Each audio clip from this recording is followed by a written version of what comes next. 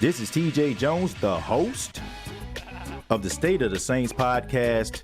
And the State of the Saints podcast is brought to you by Manscaped.com. For those that enjoyed the Lawnmower 3.0, well, I got news for you. The Manscaped engineering team has successfully created the Lawnmower 4.0. You heard that right, the Lawnmower 4.0. The leader in male grooming is taking it to the next level.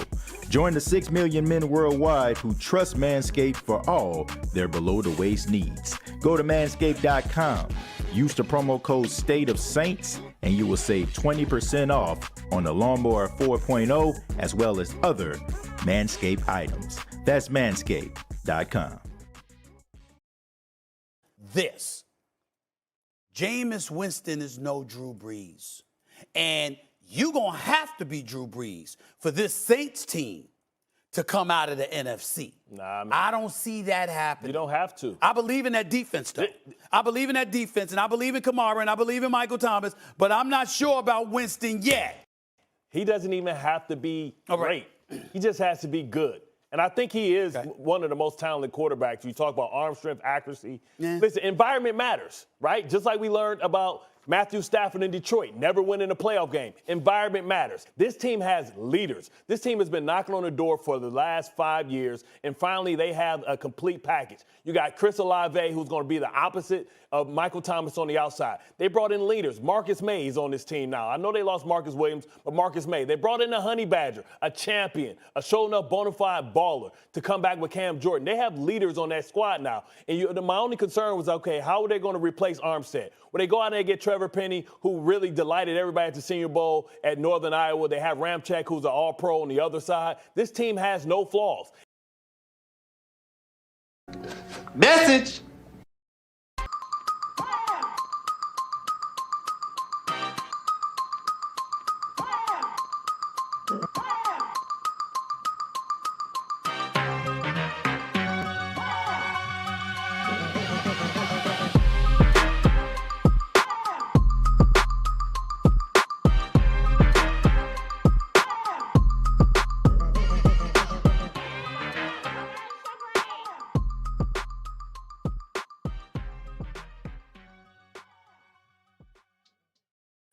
Hey, what's going on, Who Dat Nation? It is yours truly, TJ Jones, the host of the State of the Saints podcast. Thank you so much for checking out the State of the Saints podcast, where we talk New Orleans Saints. Come on in, come on in, come on in the room, because we got a lot to talk about on this edition of the State of the Saints podcast. We're going to be talking about the mainstream media and why do they constantly hate on the New Orleans Saints. Now, what you heard was from ESPN's First Take this morning, when the topic was, are the Chargers the most complete team? That was the topic of conversation. But, of course, Bart Scott thought that the New Orleans Saints were a little bit more complete than the Chargers. And, of course, everybody seems to want to bring up, anytime they want to discredit the Saints, they always talking about Jameis Winston. Jameis Winston is the linchpin here. Jameis Winston is the reason why the Saints aren't going to be successful. Jameis Winston is the reason why the Saints will never be anything, because Jameis Winston, for some apparent reason, isn't anything. And Jameis Winston is the only quarterback in NFL history that is unsavable. No matter what organization that he goes to, no matter what offense that they decide to run, no matter who is his coach, he is not good enough to be the starting quarterback, not just on the New Orleans Saints team, but anywhere. I mean, honestly, why is it that in the National Football League, you have quarterbacks who have struggled throughout the years? Guys like Ryan Tannehill, guys like Kirk Cousins, guys like Jimmy Garoppolo, but nobody seems to consistently brings up these guys' transgressions, but they are still talking about Jameis Winston and stuff that he did when he was at Florida State. Jameis Winston is a 28-year-old man. Okay, the things that they are talking about with Jameis happened when he was 19 and 20 years old. And yet they are still holding these things over his head. They are still talking about something that happened 3 seasons ago. This guy has been on the Saints team going into his 3rd season, and yet they are continuously talking about this dude, and they make it seem as if this dude is unsavable. They act as if this dude has absolutely no talent, no skill, no nothing. And I got something, man. I wanna put this up here. If y'all can just allow me a second, I want to make sure that I put this up here. It was something that I seen earlier. I'm gonna go ahead and I'm gonna share it in just a second. But thank you all for being here. I'm just trying to put up on phone and put it out there. But it is something that I saw, and something I feel like needs to be discussed, needs to be seen, and it's something that they're not really showing, because this right here, this is going to speak volumes. This is going to speak absolute volumes right here. As I upload the picture to the room. Shouts out to everybody in the chat right now, the 86 people that's here right now. I ask that you go ahead and hit that subscription button. Go ahead and subscribe to the channel. Hit that subscribe button right there. All right, just like that, like that. Go ahead and hit that. But I got a picture I want to show you. All right, this is a picture of the NFC and the AFC quarterbacks, the Final Four, going into a Super Bowl. All right, it was back in 2017. All right, these were the quarterbacks that had opportunity to go to the Super Bowl. Case Keenum. Okay, I don't even what, he's playing for the Browns or something like that right now. You got Nick Foles. I think he's still in Chicago. Blake Bortles, he had a little cup of tea with the Saints, but where is he right now? And you have the legendary Tom Brady. These guys right here, the 3, Foles, Keenum, Bortles, none of those guys, in my opinion, are making their way to the Hall of Fame. Nobody is going to put them in a conversation for the most elite quarterbacks of all time. But yet, these guys had an opportunity to go to the Super Bowl, right? Thank you. Rose City, he playing for Buffalo. Thank you very much. I wouldn't have known. Don't really care. But it serves a purpose here. All I know is this. And Nick Foles with the Colts. Who cares? You know what I'm saying? That's my whole point. Where's Blake Bortles? Where he at? Nowhere to be found. You know why? Because those guys played themselves out of starting jobs, and they played themselves out of the league. But yet you're trying to convince me that Jameis Winston, with that Saints defense and all that talent around him, is incapable of going to the NFC Championship or going to the Super Bowl. You got to be freaking kidding me. They can miss me with that nonsense right here. But there's another clip that I didn't play. It was something that Bart Scott said towards the end. I want to go ahead and play this clip real quick. And already, this team has beaten Tom Brady, the great Tom Brady, 4 out of 5 times. And the only time they lost, it was because Drew Brees was the quarterback and they weren't able to push the ball down the field, so they just packed the middle of the field and played everything in front. I'm telling you, the Saints are a legitimate threat to be a Super Bowl champion, and I think we're going to erase all the narratives that we had about Jameis Winston, all the funny stuff, him sucking his fingers, him stealing crab legs, ha, ha, ha. This guy is a pro. This guy is a respected leader, and now he's around a bunch of other leaders. And for everybody who's talking about, well, Sean Payton's not there, well, neither is Bruce Arians. I think they should be the favorite, and they are the most complete team in football. Right? Message. All I'm saying is this man was spitting. And look, you can talk about opinions and all that kind of stuff there. Guys try to make points based on their opinions. This dude had more facts than opinions. Tyrann Mathieu coming to the New Orleans Saints, one of the most respected safeties in football, one of the best safeties in football, right? He's a leader. That's the fact. Cameron Jordan, legendary Saint, multi-time Pro Bowler, right? Double-digit sacks constantly. Leader of the team, facts. Demario Davis, leader of the team, facts. Marcus May, very underrated safety. Played for the Jets, the reason why nobody really give this dude any type of respect, facts, right? They went out here and they got Chris Olave, first-round pick out of Ohio State, proving that he can go out here and play in big moments and make plays. Check. Michael Thomas, one of the best wide receivers in football, right? All the catches, 149 catches, offensive player of the year before he went down and got hurt. Now he's back. You don't think that's going to affect anything? He think it does. Facts. He said that the Saints beat Tampa Bay 4 out of the last 5 times. Fact. The fact that he was talking about, everybody's talking about Drew Brees, but Drew Brees not being able to throw the ball down the field, which we talked about constantly here on the show, which make me feel like I'm a prophet because everything he said throughout the course of time, I've said. Drew Brees' inability to get the ball down the field, right, is the main reason, right? That's what we've been talking about. And that was the reason why people was be able to sit on routes. That is a fact. So the same person that they're saying that the Saints are without towards the last 2 years was the main reason why the Saints couldn't get over the hump. I don't care if you're the biggest Drew Brees supporter or not. You got to stay in that Minnesota wildcard game that he played in. That was not his best showing. And that game versus the Tampa Bay Buccaneers definitely wasn't his best showing. But people are saying that the Saints are going to be nothing without Drew Brees. Now, Drew Brees is a great quarterback, and I think we all can agree to that. But he was limited towards the end of his career. Facts. Right?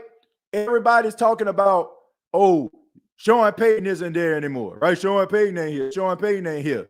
But nobody is saying anything about Todd Bowles replacing Bruce Arians, right? Bruce Arians is a Super Bowl winning coach, but nobody is saying anything about that, right? Nobody is mentioning that. Nobody is mentioning that Bruce Arians is no longer the coach. Everybody's giving Todd Bowles the benefit of the doubt.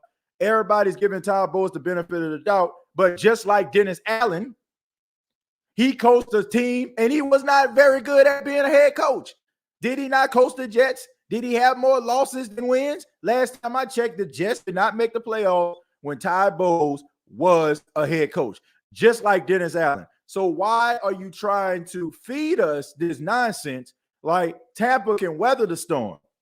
And Tampa couldn't even beat the New Orleans Saints when they had Bruce Arians and when they had Tom Brady. The dude was speaking nothing but the facts. I don't care if you are a Saints fan or not. The fact remained the same. The Saints have Tampa number, and the Saints defense is only going to get better as they develop chemistry. And nobody seems to be paying attention to that. But I guarantee, if this was another team, if this was the Giants, if this was the Cowboys, if this was the Bears, if this was the Packers, hell, because of Brady, if this was the Bucs and they got all that talent that the Saints have, let Tom Brady get his hands on Michael Thomas, Chris Olave, and you know what I'm saying, and all these other guys that's around, right? Let him get his hands on them. Everybody will be talking about, you know what I'm saying, the Bucs going back to the Super Bowl. I don't care. You can put the most mediocre quarterback out there. If he is a big media market, they still going to be saying that team is going to be better. But nobody is giving the Saints any type of credit because you're telling me that you have to have elite quarterback play. Elite quarterback play in order for you to be able to make the Super Bowl. But I just showed you all a picture of 4 individuals. 3 of those individuals are not even starters right now. One, I don't even think is in the league. But this was your AFC and NFC Championship game about 5 years ago. But you're telling me that Jameis Winston isn't capable of leading the Saints with that defense and all that talent to an NFC Championship game, or possibly a Super Bowl. Man, you got to be freaking kidding me. I will not buy that at all. Okay, just say that the Saints can't have a seat at the table. Just say it. Just say that we rather talk about other teams that have bigger media markets because we want to be able to appease, Campbell Soup and E-Trade. You know what I'm saying? Let's be real about this. Let's just call it for what it is. You want to discredit this team because the Saints do not have a winning pedigree of consistent win and legendary moments when Craig Sable was filming it, right? You know what I'm saying? You got Lambeau Field and guys blowing frost out their helmet, and everybody's still living off these nostalgic moments, and they're giving these guys credibility based on these moments. But don't tell me that the energy will not be different if it wasn't for a team that was in a bigger market. Y'all know I'm telling the truth. And y'all know Bart Scott was telling the truth. I posted this same video on Twitter, right? It's been viewed over 103,000 times. And you have people that's not even Saints fans conceding, saying, man, the Saints on paper look like they're the most legit team in the league. Now, we're not talking about, look, I want people to understand this. I'm not saying you got to have the same type of energy as me, Jerry, King, Arthur, Mario, Irvin, Tyrone. I don't want you to have the same energy, right? I'm not expecting you to. We eat, sleep, and breathe this ish over here. But what I'm saying is you need to be able to give the devil its due. If I'll guarantee you, y'all know me. If the Falcons had a team like this, I laugh and say the Falcons gonna Falcon, but I still would give them the credit. Okay, man, they look pretty good on paper. They look like, a legit team. I'm not just gonna discredit these dudes because I hate the Falcons, right? I mean, we know it's gonna be inevitable. We talking about the Falcons, but still, I would give them credit. They do not want to get us. If this was Dak Prescott and the Dallas Cowboys, you would have Skip Bayless turning backflips off their table on Undisputed. You would have these guys going in every single day about how the Cowboys going to be a Super Bowl contender. They had absolutely no rebuttal. And if you notice, while Bart Scott was talking, when he was making those compelling points, they had a few seconds where you can actually see Stephen A. looking at his notes, trying to find a rebuttal. But you can look all you want to, Stephen A. Stephen A., I got to admit, he's extremely entertaining. He works hard at what he does. Man, he's on every platform, and you got to have some type of work ethic, and you have to have a certain level of energy to do all the things that he does. But he had no rebuttal. And the only thing that they can go back to is what he did in 2019. Even Molly, she was like, well, you want to talk about Jameis Winston? This man just made a point about Matthew Stafford. The same thing. The same way that people were talking about Matthew Stafford. He's not that good. He's not that talented. You know what I'm saying? He can't win a big game. Can't win the playoff game. This man won a Super Bowl. Went to the Rams under Sean McVay, and in 1 year, with the talent that he had, the Rams were able to make it and win the freaking Super Bowl.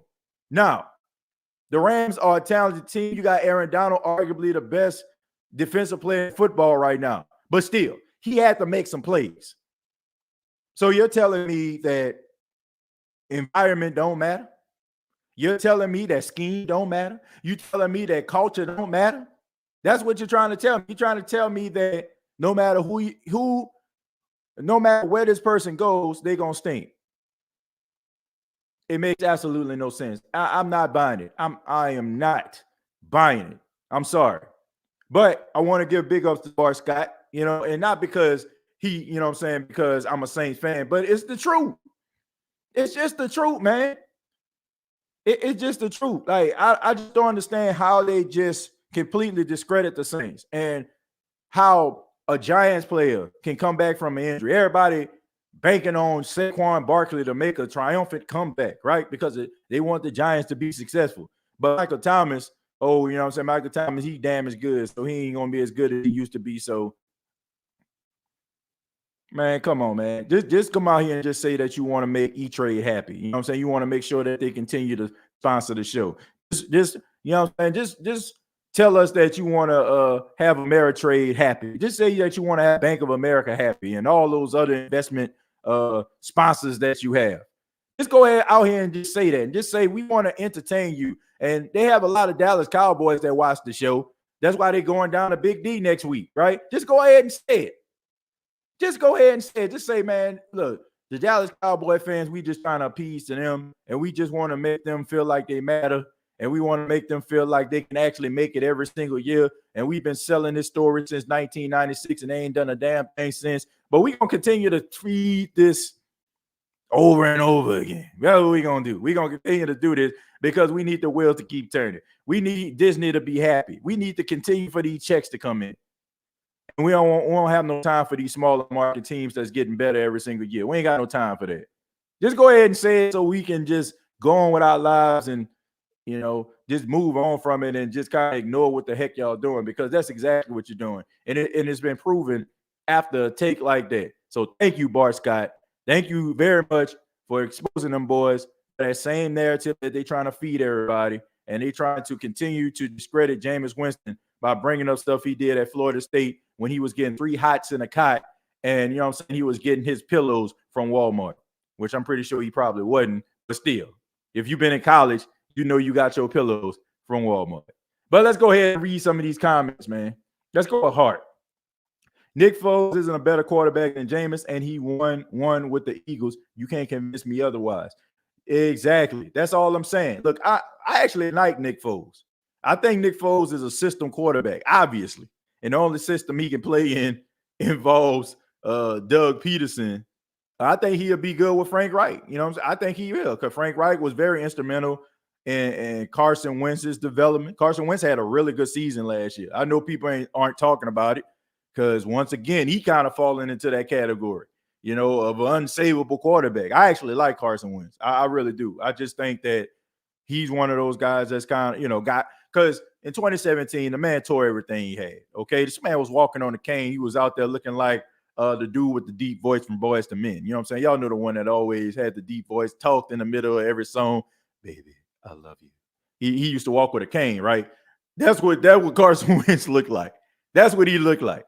And people just feel like this man just needed to come back. And I don't know, man. I just think that it was, I think it was the system. And Frank Reich is a really good coach. I think Nick Foles is a serviceable quarterback, but I agree. I don't think he's better than Jameis. That's my opinion. Brady about to retire again, and he going to get a divorce. Well, I hope not. I hope this man, I don't lobby for divorce. I ain't trying to see this man lose his wife. I ain't trying to see that, man. I hope that everything work out. I hope that him and his wife stay married forever. I know how hard it is to be married and maintain communication and all that kind of stuff. And I know it's got to be extremely hard when she knows deep down inside he might love something more than he love her, and that's football. But I hope they can be able to, I don't know. I ain't trying to pray on that, but I think he got a few more years. This might be his last year. I really do. I really feel like the reason he stepped away from the team probably because, his wife probably got upset. She probably thought that when he retired, she was going to have him to herself. And, now he's kind of playing makeup. I think that's what it is. I think he took that time to, be able to spend time with the family because it meant, a lot to Giselle. I'm just speculating, but that's the only logical reason I can think of. people hype up the 49ers even though they have an inexperienced quarterback. Exactly. Everybody get the benefit of the doubt but Jameis Winston, right? Crazy how Brady is always the reason people don't give credit towards the Saints or any team in general. Like, please, they just ignore it due to rings. The Saints aren't ringless. Look, I just think that the fact is they love themselves some Tom Brady. And Tom Brady, once again, is a ratings tool. Tom Brady, right? Pumping them up. And look, I ain't trying to hate on Tom Brady because Tom Brady has the Bucs in a position they have not been in a very long time, and that's in a winning position. I'm not gonna hate on him for that. I think he deserves to be talked about. He's a legend. He's arguably the greatest quarterback of all time, depending on how you look at quarterbacks.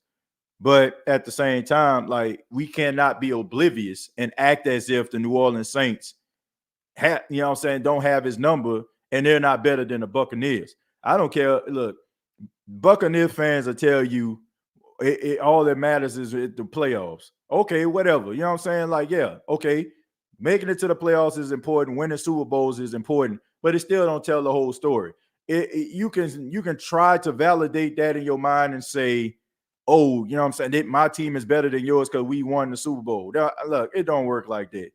Look, I'm just being serious, man. You ain't about to tell me that, a guy like Bill Cartwright, okay? Bill Cartwright, what he got, about 3 championships, right, with the Chicago Bulls, if I'm not mistaken. You're going to tell me Bill Cartwright was better than Karl Malone? You know what I'm saying? Like, that's what you're trying to feed to me. Just because he was in a championship position don't mean that he's better. The Saints are better than the Buccaneers, and the Buccaneers know that.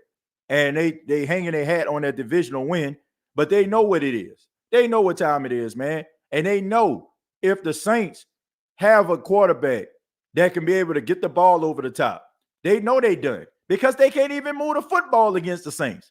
I mean, seriously, they cannot move the football versus the Saints. Go look at those statistics. Even when they beat the Saints in the divisional rounds because of the turnovers, they had half a field. All they had to do is get at least 20 yards. At least you're gonna get a field goal out the deal. They can't even move the football. The Saints have played these boys twice at home, and they haven't scored. They scored 3 points. They have not beaten the Saints in a regular season since 2018. Since I started the State of the Saints podcast. Do y'all not understand it? I started the State of the Saints podcast in 2018. That is the last time the Tampa Bay Buccaneers beat the New Orleans Saints in a regular season. Do y'all understand it? Do people understand it? And no matter if you got Tom Brady, Jan Brady, Greg Brady, I don't care who you got, what Brady you got, the Saints still have your number, period. And you can talk like, it's good you won a Super Bowl. That's the ultimate goal. But don't feed me like y'all better than the Saints. That don't give you superiority over a team because, any team can be any team on any given Sunday. This is a do or die situation. How many NCAA tournaments have we seen in life where we've seen a mid-major team beat a powerhouse? I guarantee you, if you had the best of 7 series, that may be the only game that mid-major win. This is a win and go home situation. That don't mean absolutely nothing. You ain't about to tell me that a team beat you 4 times out of 5 and you still better than them because y'all got a trophy in it. Like, come on, man. I understand they saying Super Bowls are everything, but don't feed me that. They got a lot of teams, in my opinion, end up losing in the playoffs, but they're a better football team. I like seeing the Vikings lose because the fans won't stop bringing up 2009. Well, look, I think the Vikings, I think the Vikings are a really good football team. And, they one of those teams that they always seem to get the Saints. They are to the Saints what we are to the Eagles. Like in the regular season, you know what I'm saying? Like, the Eagles might win. They won the last couple of times we played them. But in a postseason, we always end up beating them, in order to advance in the playoffs, right? It just kind of that's what the Vikings are to the Saints. It's crazy, right? All Wentz needed was a moniker to be the planet's the planet's peanut man. All he did was a top hat.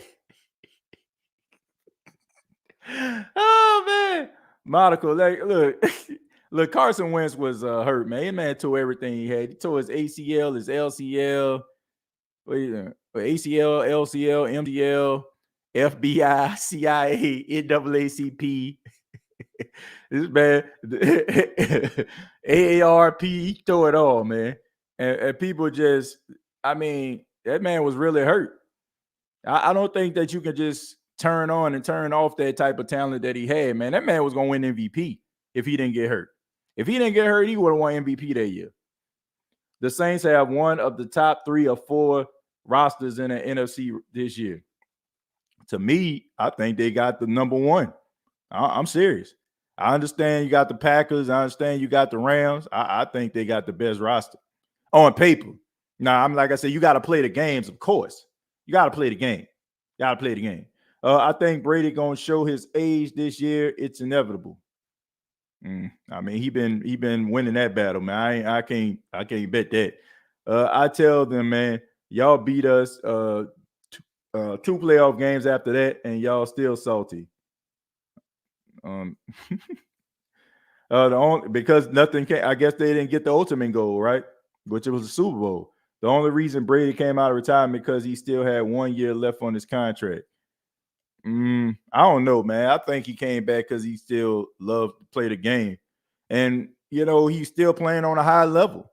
And when you know that you can still play the game and no matter if you got these young guns out here with the Josh Allens, the Patrick Mahomes, right? Like no matter what, I'm saying, I'm still going toe-to-toe with these dudes and I'm still beating them.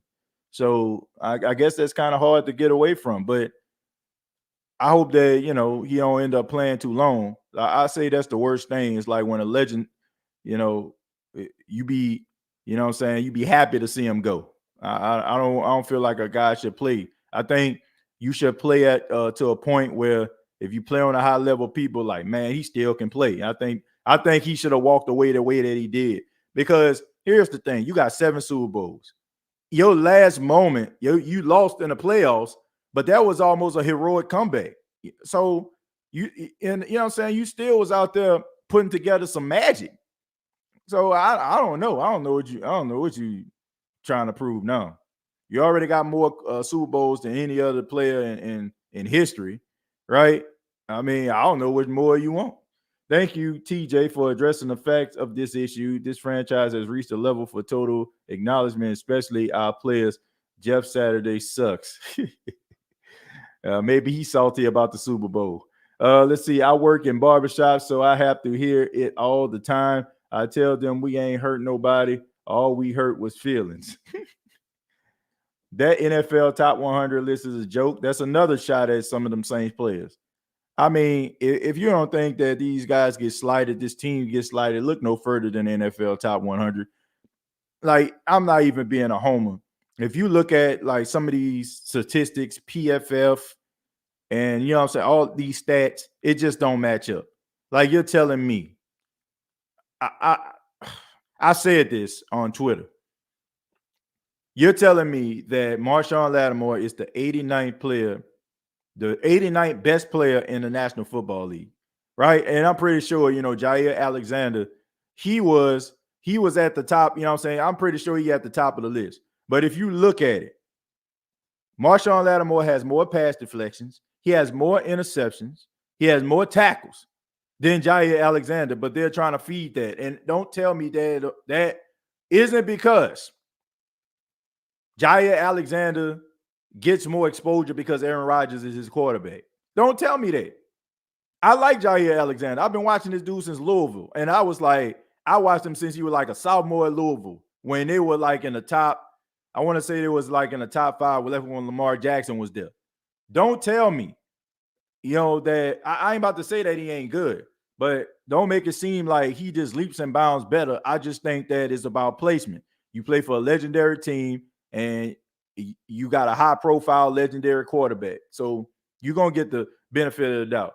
Like, you're going to tell me Trayvon Diggs, who stay getting roasted and toasted in practice, just because he got hands like a wide receiver is better. His coverage skills is sorry, man. You know what I'm saying? Like, I mean, come on, man. Like, let's just be real about this. Don't tell me. I know he had 11 interceptions. That's impressive. but the dude has very little cover skills whatsoever. So all these guys up here, like you're saying, they're better than Marshawn Lattimore. I don't believe that. And I feel like you should be able to put him on the list, especially since he locks up the wide receiver that plays for the quarterback you constantly talk about, which is Tom Brady. But what do I know? I don't know anything. I guess I digress. I agree, TJ, about Brady. What else you got to prove?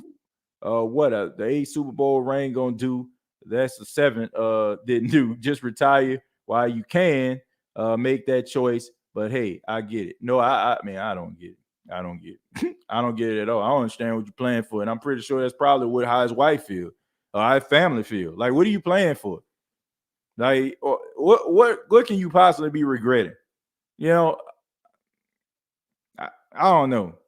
I feel like at this particular point, and I'm not even just, I promise you, I'm not just saying this because they're in the same division, because honestly, like I said, the Saints have his number. So why would I care? This is kind of selfish. Seriously, like, what are you actually playing for? Like, if his family is upset, I'm not saying that they are, but if his family is upset, I can understand why they upset. Like, what are you playing for? Like you already the legend. Everybody consider you the GOAT. Like, what are you playing for still? Like, why are you missing my recitals? Why are you missing my soccer games? Why are you missing my football games? Right? You're a legend. There's nothing more Tom Brady can possibly do to cement his legacy. Like, if they would make an exception to the Hall of Fame rule for this dude. Like, if he was to retire, they'll make a rule for him to be in the next year. How credible his career was, or is rather. So I'm like, what are you playing for? Like, the roar of the crowd, the cheer of the people. Maybe, like, you sat around and you realize that people weren't really talking about you, and the game moves on. Like, no matter how great you are, and you notice like you was being talked about, and then all of a sudden nobody's really saying anything about you anymore. So that made you come back. I don't know. Like, I'm sorry. If his family is upset by this, I can completely understand this, because you have to be asking at this point, what are you playing for? TJ, the only media members who I've seen that aren't sleeping on the Saints are Keyshawn Johnson, Chris Broussard, Marcus Spears, Dan Orlovsky, and Bart Scott. Well, you got, Keyshawn Johnson, of course. I mean, his nephew played for the Saints, Michael Thomas, so I think he got a little favoritism there. But I can understand why he feel that way. Chris Broussard, yeah, I mean, he's a Jameis supporter. Marcus Spears, yeah, I mean, he a pretty straight shooter. Dan Orlovsky, same way, and Bart Scott, man, it's pretty evident. I've been a Bucs fan for 27 years. God bless you, brother. That's a lot of commitment, but let's see. So you went through some rough years, huh? I promise I'm not wishing injury on nobody, but I feel like Brady behind the interior O-line might be pushing that thing 1 year too far. We'll see. We'll see, man. I hope not. I hope you don't get hurt, man. I don't want to see anybody. I don't care who you play for. I ain't trying to see nobody get hurt. I ain't trying to see nobody get no bread taken out of their mouth. I ain't trying to see nobody set themselves back. I don't care who you are. I don't care if you play for the Falcons, Panthers, Bucks, whoever, Cowboys. I don't want to see nobody get hurt. I don't care if that person's so effective. If you know what I'm saying, like, we get so frustrated with them. I don't want to see anybody get hurt. There are not 50 players in the NFL better than Kamara either. I agree with that. The national media loved the Saints when Brees was the quarterback. No, they didn't. No, they didn't. They did not. They did not love the New Orleans Saints at all. They didn't love the Saints. The Saints just started to me, the last 3 years of Drew Brees' career is when the Saints started to get some attention. And I think that had a lot to do with the fact that he was the last of the Mohegans. Tom Brady, Big Ben Roethlisberger, Drew Brees. Then you had Eli Manning. Eli Manning retired, right? Phillip Rivers retired. I mean, I feel like they was the last of the Mohegans. So, of course, Then they started like getting the attention. Okay, we ain't got Manning no more. We ain't got Eli no more. We ain't got Philly Rib no more. You know what I'm saying? All we got is Brady and Brees. So, and then of course it was like Brady comes to the division. Now we got to talk about him, right? Now we got to talk about what the Saints gonna do, because now we gotta, you know what I'm saying, put them in a position where we can sell these games on Fox now, right? I mean, Drew Brees has always been the bridesmaid and never the bride. This man in his most legendary seasons always got overshadowed by Tom Brady and Peyton Manning. Like, seriously. People talk about Aaron Rodgers, but I feel like Aaron Rodgers kind of fell into like a good spot, right? You was like towards the tail end of Peyton Manning's career, and the only person you really had to compete with was Tom Brady. And the thing about it was, you didn't even play in the same division. You didn't play in the same division this time. So you didn't even have to have that. Drew Brees was always the bridesmaid throughout his entire career. Drew Brees going to throw for 6,000 yards. They still going to find a reason not to give him MVP. He can throw for 40 touchdowns, and they still going to find a reason not to give him MVP. He can lead this team when they ain't have defense year after year after year, and they still going to find a reason not to get this dude MVP. Seriously. So, I mean, I don't know. He towards the end of his career, when everybody started to retire and some of the old guards started to leave, that's when you start to see Drew Brees really getting the respect that he deserved. Man, it was all you know, it took about 11 crack ribs for this dude to actually get some respect and some notoriety and considered a true legend in the league. I believe he came back due to the lack of quarterbacks of our division at the time. Now he'll second guess it.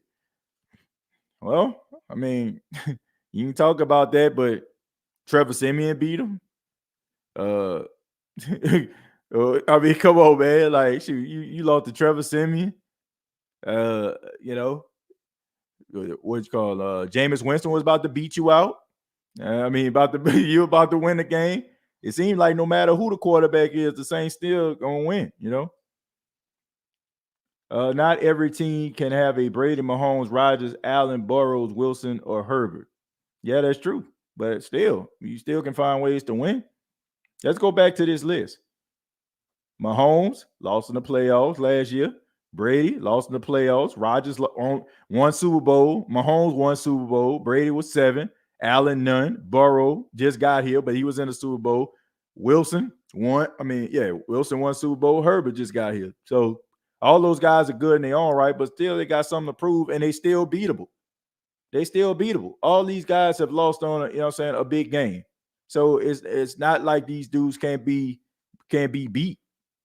But yeah, I realize what you're saying. Like, they're really good quarterbacks, but that don't mean that a good quarterback, instead of like above average, even if you're above average or borderline elite, you still, you know what I'm saying? Like, you still can beat those elite quarterbacks, even if you're not in that top tier. TJ, who needs a big performance tomorrow to survive being cut this weekend? I'm glad you mentioned that. I'm glad you mentioned that, Keen Arthur, so we can kind of switch gears. 178 people here right now. I appreciate it. Thank y'all so much. I ask that you hit that subscribe button. Go ahead and hit that subscribe button like that. If you have not already, also hit that like button if you have not already. But as far as like having a good performance, Keen Arthur, there's a few guys that I feel like need to step it up. One guy that stands out to me is Traquan Smith, because Traquan Smith is one of those guys that's on a bubble, right? I know I've been pretty harsh on Ian Book. Yes, I don't think he's good. Yes, I think he stinks. Yes, I think he's a waste of a roster spot. Yes, I think that it was a waste of a 4th round pick. But hey, he's not going to make the team anyway. So, and like my guy Jeff Nowak said earlier, why even waste your time? I'm talking about guys that actually have a chance of making the team that possibly lose their spot. Traquan Smith needs to step it up. He needs to go out there and have himself a solid performance. I'm pretty sure the Saints are going to give him more opportunities. It didn't serve a purpose. I mean, I won't say it didn't help his cause. I should say it didn't help his cause that I seen him as one of the last guys still out there running routes. Okay, it seemed like to me they were trying to give him more opportunities to make plays. So he has to step it up, man. You can't miss passes like that in the back of the end zone. right? So that's a guy that I feel like. Abram Smith looked good, 4.8 yards a carry, was toting the mail. Feel like he probably did the best out of the running backs I've seen. I'm not counting Dwayne Washington. I'm talking about guys that are probably going to be toting the pill, right? The Devine Zigbos, possibly. The Tony Jones Jr.'s, possibly. Yeah, Abram Smith has a chance to make this team. He runs the ball really well, but you got to have ball security, man. You can't put the ball on the ground. I don't care if you got the skills of a Bo Jackson, a Barry Sanders, Roger Craig. I don't care who it is. If you continue to drop the ball, nobody will know how great you are. Nobody will know how great you are. If you suffer from fumbleitis, right? You know what I'm saying? Like, you got to be able to tote the mail. If you don't, then you're not going to make the team. So I think if he can correct that mistake, if he can continue to have ball security, if he can hold on to that pill, I think he should be just fine, because it seems like the Saints are going to give him opportunities to make the team. I feel like you're going to see a larger sample size of Abram Smith, and I think he's probably going to jump the depth chart. I think you've seen more of Devine Ozigbo. I think you're probably going to see more snaps from Abram Smith, because I think they really like the guy. You wouldn't give this guy the type of money you would give to an undrafted rookie. They normally don't give guys that type of money that they gave him to sign a contract. So they're really fully committed to this dude. They want him to succeed. So that's another guy that I'm looking at. Also, a guy that didn't play last week that most likely will play this week is Lucas Kroll. Lucas Kroll has been a fan favorite in camp. Everybody's excited to see what he can possibly do. Everybody likes his personality, right? You know what I'm saying? The energy that he brings. He's a solid tight end. Chris routes. I mean, he's really smooth for a tight end. So I would like to see what he can do. I think you're probably going to start seeing him around the second half. So I want to see if he can actually make some plays. Alontae Taylor. Let's see if he can actually play. He was injured last week. I mean, a lot of people have high expectations for him. What's he going to do in this game? Are we going to see Alontae Taylor flash? Right? I'm pretty sure he's going to be a part of that cornerback rotation. So I would like to see that. On the defensive side of the ball, let's see what John Bostic can do. Let's see if he can actually make some tackles. The Saints signed him. He's been a little bit of a journeyman over the last couple of years, but he's a solid guy, and he's played a lot of games, right? And he's won some games in this league. So let's see what he can possibly do there. I would like to see Trevor Penning get better in pass protection. See if he can have a better outing in pass protection than he did last week. People were talking about how high he graded among offensive linemen, but the majority of that grade came from his run blocking and not his pass blocking. So let's see if we can have some improvements on that. Those are some guys that I'm actually looking at. I'm looking at guys that I feel like have an opportunity of making this team if they put forth a strong effort. I'm not so concerned about some of these guys that I know for a fact most likely aren't going to make the team. Like guys like Kirk Merritt, I like him, but it's going to be tough for him. Dejon Dixon, rather. I think that he's going to most likely end up on the practice squad.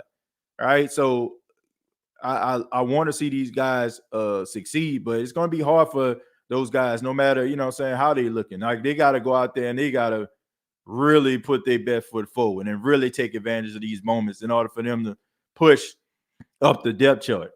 But those are some guys that I'm going to be on the lookout for. And hopefully some of those guys can make some plays, man. Sean Payton itched away Brees' best years with total crap defenses. A doggone shame. Yeah, I mean, it was. Drew Brees' prime, the Saints' defense was terrible. They couldn't stop traffic with a stop sign, I often say. I mean, these guys couldn't stop a nosebleed. They were terrible. They sucked. Smoked like brisket, burnt like a biscuit. Like that. I mean, there's a reason why that's one of the catchphrases here on the show, is because of the secondary. Like, seriously, man, it was so bad watching Saints defense, watching that secondary. Like when a team snaps the ball and you see a quarterback do a 5 or a 7-step drop, and then you got that little small moment where the cameraman pans down the field, right? And you can't see if the guy caught the pass just yet, but you holding your breath like, oh. You know what I'm saying? And more times than not, it was a big play. It was rather a pass interference because of bad technique, or the wide receiver got behind the cornerback. It was terrible, man. And Drew Brees had to weather the storm. Drew Brees had to continue to go out there and turn chicken-ish into chicken salad. You know, I mean, and people talk about Drew Brees and his not winning multiple Super Bowls and all that kind of stuff there. But I just feel like towards the end of his career, when it was starting to like settle down and those injuries started to catch up with him and he wasn't able to come back and bounce back the way that he did, I think sometimes, we didn't take that into consideration. But some of us did, and there was times where, even myself was a little bit critical of that. But as I look back and I have to take into account when he really was cooking, that was your chance. Like, can you imagine Drew Brees, let's just say 2014, 2015, with a defense they've had over the last 3 years? You ain't about to tell me they ain't going to have at least one more Super Bowl. But, you live and you learn. And I also feel like, and I got to say this, Sean Payton held on to his friends way too long. Like guys like the Joe Vitts of the world, like he held on to them dudes way too long. Like trying to get these guys to get the defense right, trying to get he held on to them cats too long, way too long. And I just feel like that kind of just set it back. Now, some people would say, it's because of Drew Brees' contract. Drew Brees was still taking up the majority of the contract when the lights started to come on. Jeff Ireland got here, and they started to get better at recruiting. They was hitting them out the park, and Drew Brees still had a big contract. But they were able to weather the storm, right, as time went on. I just feel like Sean Payton just held on to them boys way too long. You know what I'm saying? And then like around 2015 or something like that, I think that was during the time when Drew Brees, like he even mentioned this, he said he thought about retiring because of the locker room culture. That's when they started to want to change the locker room. That's when they started to get guys into the locker room that was buying into the system and good leaders. That's when they started to like really make a commitment to that. But I feel like it was a little bit too late. And during that time, you were trying to like construct the defense and trying to turn it into something. But as you were trying to turn it into something, Drew Brees was getting older. So, yeah, it was a race against the clock, and unfortunately, he lost. The most annoying one is Christian McCaffrey. I love this guy, but the way the NFL and Madden just keep ranking him as one of the best, if not best dual threat, like he wasn't playing a full season. Look, I mentioned this, Tim, and thank you, man. Shouts out to Tim out there in Canada. I mentioned this. Christian McCaffrey is the one player, no matter how many games he missed, no matter how many injuries he has, people seem to always want to put him in the consideration for top running backs. Now, this dude, out of 33 games, he's missed 10. I mean, he's played 10. He's played 10 out of 33 games. Now, let's see. I ain't really good at math, but I think that's 23 games he missed. But yet, people are still giving this dude the benefit of the doubt. Who's the top running back? Number one, I got to go with Derrick Henry. Number two, I got to go with Jonathan Taylor. Number three, Christian McCaffrey. I know he hasn't played in God knows how long. I know he hasn't played since General Sherman was the general in the Army. I know he hasn't played since Ulysses S. Grant was the general of the North. But yet, I still feel like he's one of the best running backs in the league. But yet, you're telling me that Alvin Kamara can't get on this list? I mean, anybody, you know what I'm saying? He always seems to want to be on this list. But they tell me, Tim, they say when a guy gets injured, he's a shell of himself. Can he bounce back? That's always the narrative. Can he bounce back? Can he bounce back? His ankle hurt. Can he bounce back? He tore his ACL. Can he bounce back? But no matter what happens, a hamstring, a knee injury, an ankle injury, a shoulder injury, Chris McCaffrey is Teflon done for some apparent reason. I don't get it. And I'm not even hating. The dude is an incredibly talented running back. But if you're going to feed me the narrative that if you get injured, you need to go down the list How is it that this dude weathered the storm no matter what running back comes into the league and takes the league by storm? I don't know. Somebody tell me that. I don't have a clue.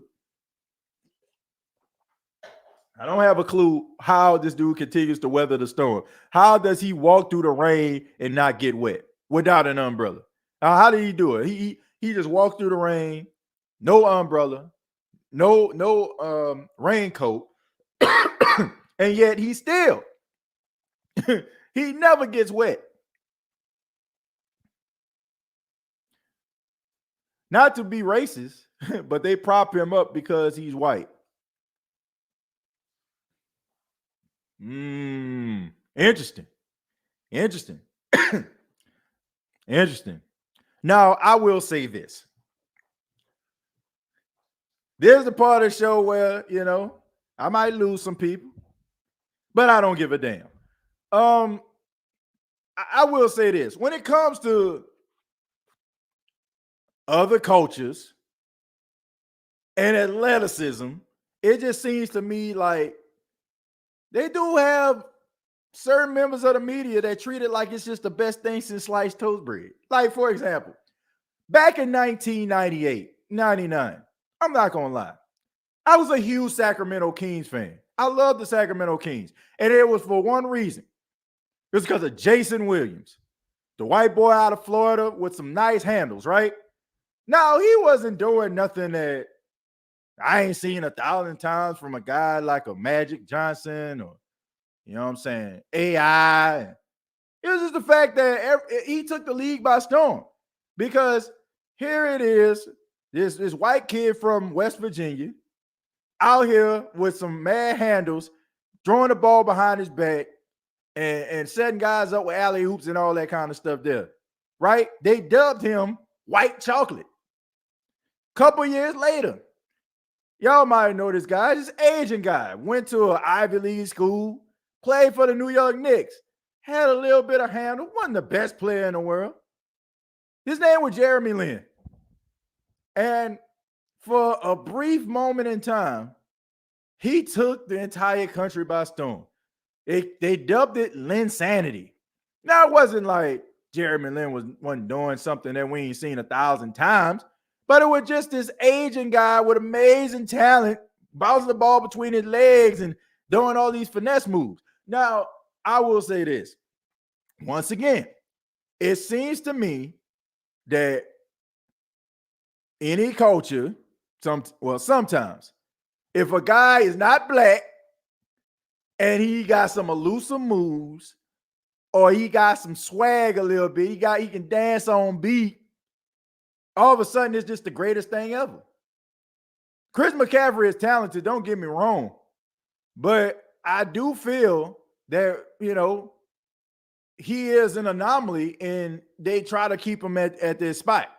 Just like Cooper Kupp. I think they're going to try to keep him there. They tried to do it with Adam Thielen, justifiably so, but he kept on getting injured. Now it just seems like they're trying to hit the wagon on to Cooper Kupp, just like they did with Jordan Nelson a couple of years back. I'm saying these guys are talented. I'm not saying these guys aren't talented. I'm just saying sometimes if a white guy or Asian guy or Hispanic guy got some swag, all of a sudden it's just, the most amazing thing in the world. And I do feel like Chris McCaffrey, that may have something to do with it. Just like I feel like sometimes those guys don't get enough credit, like Hunter Renfrow. Hunter Renfrow is really good. I do feel like sometimes some of those guys don't get the recognition because they're white too. I do feel that way. So, but I just feel like if their ability does kind of shine through a little bit, or they have a real solid season, they're gonna amp that thing up. They're gonna amp that thing up, boy. They're gonna amp that joint up. Like if I mean, even like even Luka Doncic, man. Like seriously, like Luka is really talented. Like Luka a beast, but Luka is slow as molasses, and he got a little bit of a handle. So it's amazing. I mean, he'll drop 40. Don't get me wrong. Magic Johnson versus Larry Bird days, the great white hope. Exactly. I mean, but look, I ain't about to discredit Larry Bird. Larry Bird was really good. Like, he was really good. And he had to be good during that time because nobody respected him. Like, black players didn't really respect these guys like that because they just felt like, man, bro, you ain't got this style like I got. So Larry Bird was given nothing. But yes, because Larry Bird was better than the rest, and he just so happened to be a white guy, they did elevate him. And I don't feel bad about saying this because any documentary that you see, you have members of the media that confess that they actually did this. They made it like a East Coast, West Coast thing. We want to talk about hip hop, East Coast, West Coast beef. That's where it started at with Larry Bird and Magic Johnson. With Magic Johnson playing for the Lakers and you had Larry Bird playing for the Celtics. That honestly, I feel like that blueprint is how hip hop, you know what I'm saying, the hip hop beef started. I think they followed that same format because don't get it twisted. These same people that own these record companies are rubbing elbows with these guys that's owning these teams, right? So let's just keep it a buck, all right? But I do feel that way. I do feel like if a individual that is not an African American and they possess like certain skills, like they can dance on beat, or they can jump a little higher than the most, or you know what I'm saying, they can put the ball behind their back and shoot a three. I just feel like they kind of just elevate that and make it seem like it's just better. And maybe some of us feel a certain way about that, to be honest with you folks, because how many people we know that's not in the NBA, you know what I'm saying, probably in your hood that can do stuff like that. And you know what I'm saying, like, but I get why they do it, but it don't make it right. Bro, I'm just ready to see the starting O&D get on the field to see how the offense will gel and get better every week and see how dominant ID can actually be against good offensive teams. I agree. And Philip, like, I just feel this way, man. It looks good on paper. It does. It looks good on paper, but I need to see it in real time, okay? I can't really get excited until I actually see it start gelling. That's just me. Because I've seen some really good teams don't end up being what we thought they was going to be. Now, I will say this. If the Saints don't come out the gate just wrecking shop, it's okay. Because I do feel like, you have a lot of new faces and it might take some time for them to connect. Just like I wouldn't be surprised if they do connect because of the talent and the professionalism they have on that team. But either or, so I'm reserving my judgment. Thank you for calling it out. No problem. We keep it real on the State of Saints podcast. I'm not, I don't sugarcoat. I know sometimes some of the things I may say people may not agree with, or I may make people upset, but I'm not gonna hold my tongue. And I'm definitely not gonna state the obvious. And I don't feel, what I'm saying, I don't feel like I'm telling anybody something that they don't know if they just look deep down inside and just follow the yellow brick road, if you will. Look at how different races of quarterback. They talk way different between the two. Look, I do feel like, and sometimes we can be guilty of this too, that we feel like if a quarterback is black, he ought to have a certain skill set. They feel like automatically, every black quarterback got to have the speed and the elusiveness of a Michael Vick, arm strength of a Patrick Mahomes, you know what I'm saying? Like, but they come just like, every quarterback comes in different shapes and sizes. And yes, you know what I'm saying? We do know, and I'll give you a little history lesson. We know that a lot of coaches, a lot of organizations did not want to draft black quarterbacks because they felt like it was a thinking position. And you still got some people that probably feel that way. You still got some people that feel that way. Talk to a couple of people, you'll get to the bottom of it. It's those people that got the egg for the profile on most of your social media platforms, right? You know what I'm saying? Too coward, too much of a wuss to express themselves and put a face on it. Y'all know what I'm talking about. Those type of folk, right? But we all know that mode and that narrative is constantly being shattered. So yes, but there is talk like that. Facts. Call it like you see it. Hell, call it like we see it. You see it. I mean, I know I'm not tripping. I know I'm not. Media doesn't give us the attention we deserve and work for. Best way to get their attention is winning and often. I don't even think that works, Brandon, because how many games had the Saints won? I think Saints second in the last 5 years in wins. You know, I think they're right behind the Kansas City Chiefs, and they still up here second guessing these guys. And I don't know. I like Sean Payton. He was a great coach. Drew Brees was a great quarterback, but they are together collectively. The Saints only produced one Super Bowl. So I just say this: if Dennis Allen can give the Saints another Super Bowl and a couple regular season wins over the next couple of years, could he not be in a conversation? You know what I'm saying? The same conversation as a good or borderline great coach like Sean Payton. I mean, Sean Payton was playing with house money. See, Sean Payton was playing with house money. The Saints did not have a winning pedigree when he got here. You had a couple winning seasons here and there, a little sprinkle of wins here, a little NFC West title there, you know, like NFC South title here, but no winning culture, right? So he came in this thing playing with house money. So anything he did that was positive was a step up from what we had. Dennis Allen is a little bit different because now we have something called expectations, right? High expectations. And it's because of because of what Sean Payton did. But you know what I'm saying? But it's not like it can't be topped. It's not like it can't be achieved. If Dennis Allen stays with the Saints, let's just say he stays with them for like 6 or 7 years, right? And the Saints win a Super Bowl or they win 2. Would he be considered as one of the greatest Saints coaches of all time?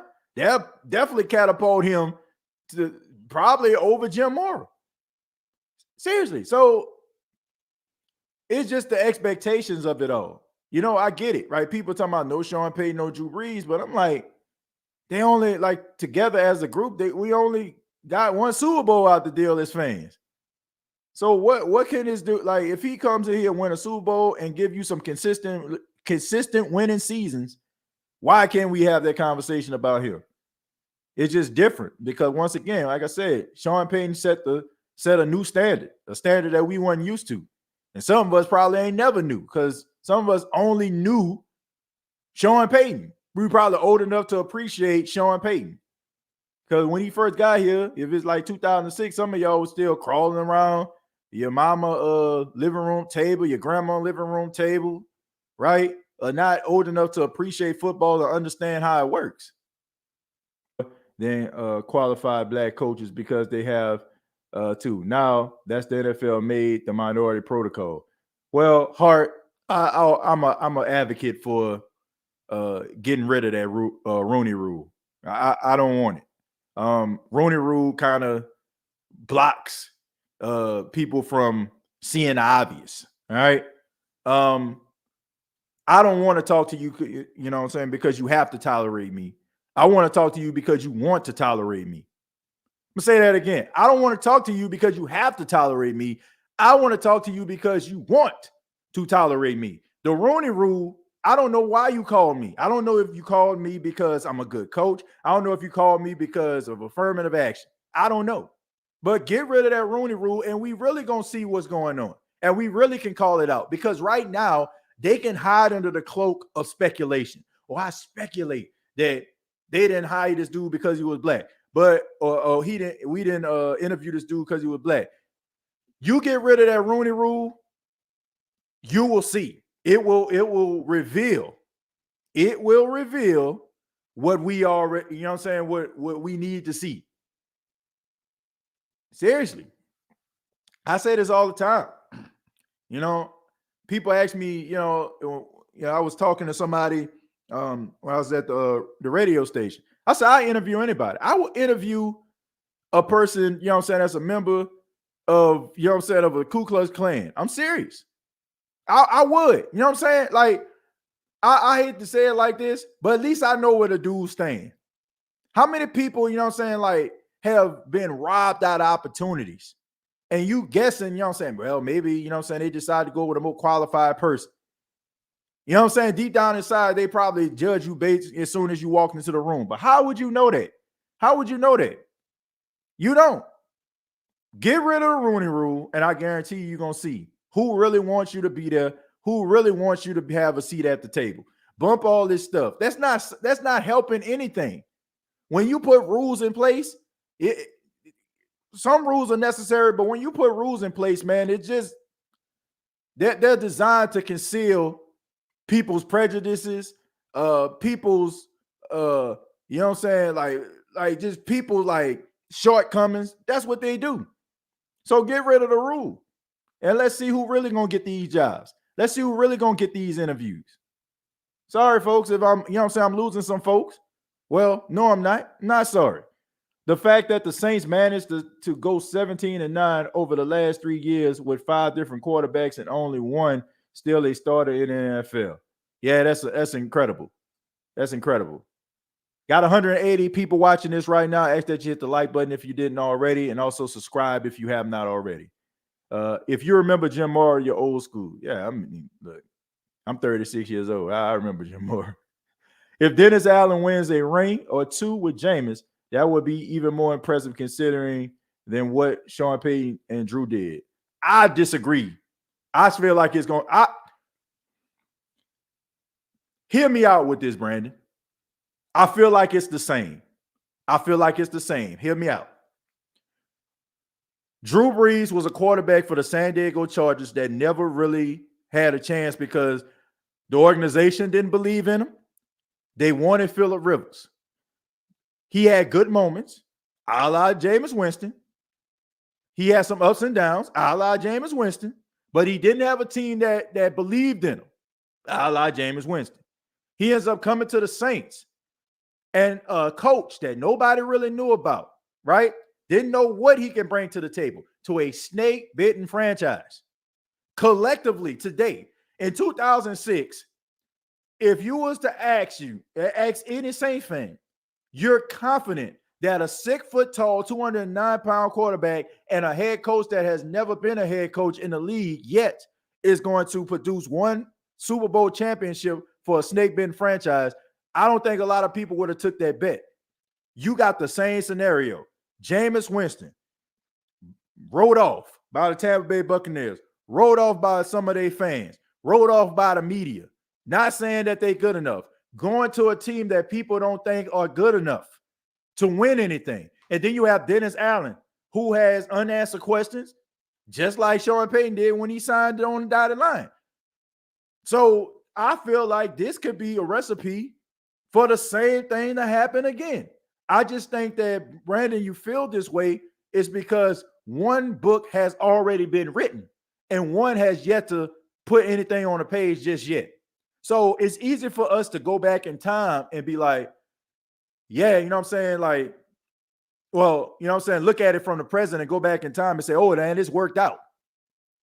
Versus living in the now. You know, so it's the same to me. Seriously. The only difference is, once again, expectations. Expectations. That's the only difference. If this was one, it's the same situation. You got a brand new coach who's unproven and a quarterback who's unproven. Sean Payton, unproven coach.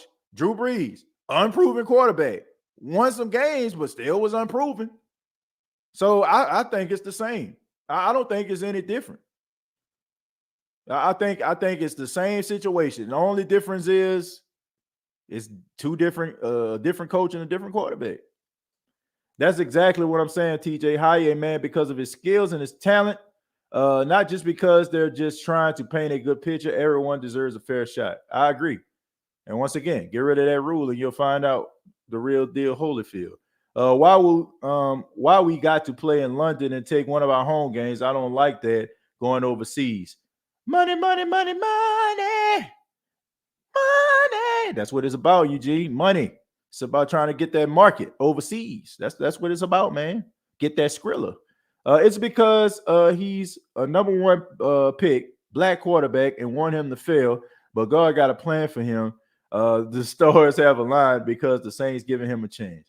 Well, look, Yeah, he was the number 1 overall pick, but it's not like this dude hasn't had success in the league. I'm sorry.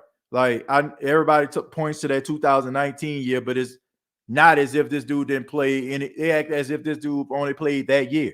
He was a solid quarterback during that time on a franchise that was not very good at bringing people in to try to help him win. So I don't know, man. I just think that it's man. Shouts out to, I was talking to Jeff after the show, Jeff Nowak, and he was talking about how somebody said that he was Jameis is goofy. Like they talk about how he goofy, and I think that a lot of people look at his personality and they just say, "Oh, that ain't it," right? And because they see him. Like, because Jameis, man, look, you got to be comfortable in your skin to be Jameis Winston. Like, to have that type of personality, to be as awkward as he can be sometimes, you got to be comfortable in your own skin.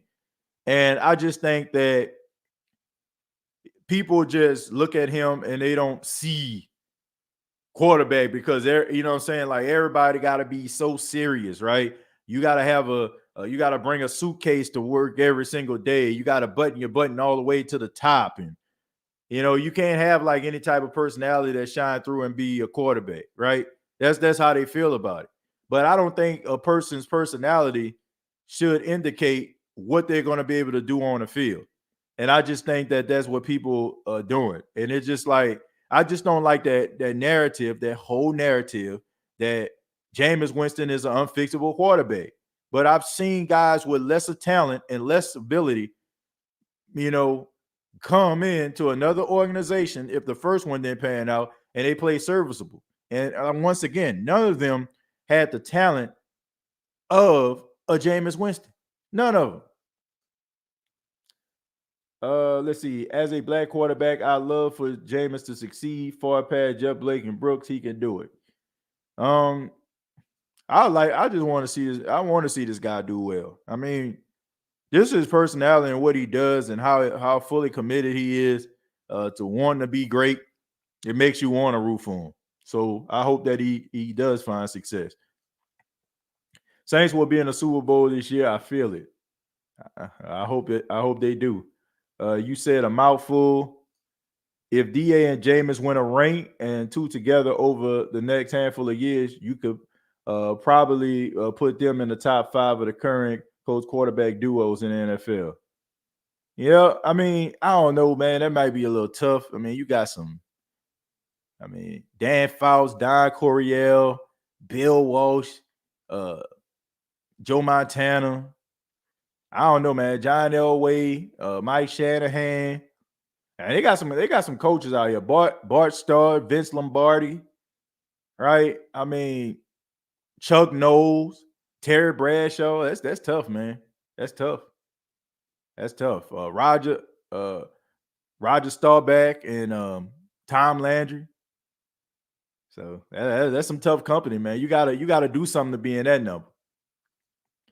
TJ, every 30 points to AK not being suspended this year. So how much meaningful tick can the backs bring him really get outside garbage time?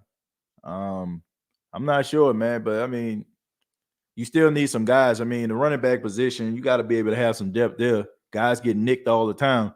So you still need somebody out there that you can count on. Mark Ingram, I feel like, he still has something left in the tank, but I mean, he getting up there. You know what I'm saying? He has had some injuries over the last couple of years, so you got to be mindful of that. So one of these young guys going to have to be able to step up when their number is called. Marshawn had arguably the best season last year, clamped Devontae Adams with a broken hand and still got slighted. Nobody cares, though, King Arthur. Nobody cares.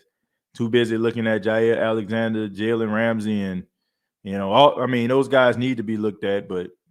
And it's crazy, it's crazy because this dude playing a division with Tom Brady. You would think that people would be paying attention to him playing, versus the Bucs, but it seemed like it don't even matter. TJ did the sucking ear fad. infiltrate the chat. I thought I picked up the scent of mediocrity. I guess so, man. I mean, yeah, they came in here, man. But I mean, I must say, they Bucs fans came in this thing, but I mean, at least they respectful about it. I mean, they ain't just absolutely disrespectful about it. They express their fandom, but they ain't just being bad disrespectful. So I can appreciate that. Would you say that Drew and Sean were the issue as to why we didn't make the Super Bowl the last 3 years if Dennis Allen accomplished that goal? I can tell you this. You would have to. You would have to. Look, I love Sean Payton, but Sean Payton got in his way many a times in big moments. And Drew Brees in the postseason, I'm sorry.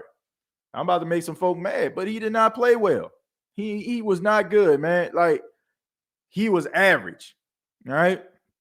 And you got to be able to make some plays. Like, guys can't players clamp down, teams clamp down in the postseason, but dude, you're supposed to be like above that. You can see the defense coming before it actually gets there. You're supposed to be able to dissect that. So yes, I do. I absolutely believe that. And especially if Dennis Allen wins with this team, especially if he leads them to, if he starts out like Matt LaFleur has started out in Green Bay, and let's just say, for example, out of those 3 years, he ended up going to the Super Bowl, I think you have to concede. Now, I will say this. Let's give them the benefit of the doubt. 2018, I think we all can agree the Saints should have been in the Super Bowl. Okay, so let's just go. I'm going to put an asterisk by that. Okay, so we're going to talking about the 3 years. Let's just say 2 out of the 3 years, because we know the Saints should have been in the Super Bowl in 2018. I'm not going to hold them accountable for that. I mean, we know the Saints should have been in the Super Bowl. So, but yes, there were times where I felt that the New Orleans Saints were held back because of those 2 individuals. Yes, I do. Let's see. Drew choked in the biggest moments, interception after the no call. Yeah, but still, man, it shouldn't have been no call. I mean, it shouldn't have been no interception. Should have been they should have been able to wind that clock down to win a game. But I will say, I gotta say this. I got to say this. Drew Brees throws the pass down the field. I mean, he gave it everything he had down that field, man. And Ted Ginn Jr. caught it right before the 2-minute warning. It was almost like a desperation pass. The Saints needed it. First play, first down, right? All you had to do was run the football. Run the freaking football, right? To wear down the clock. And on first down, Drew Brees tries to throw a quick slant to Michael Thomas. Michael Thomas didn't catch the ball because he threw it at the man's knees, and it stopped the clock. So it forced the Saints to actually have to throw the football on third down. If they would have just ran the ball, and I get it, right? They were upset. I mean, they felt as, if they could get that quick slant, but it stopped the clock.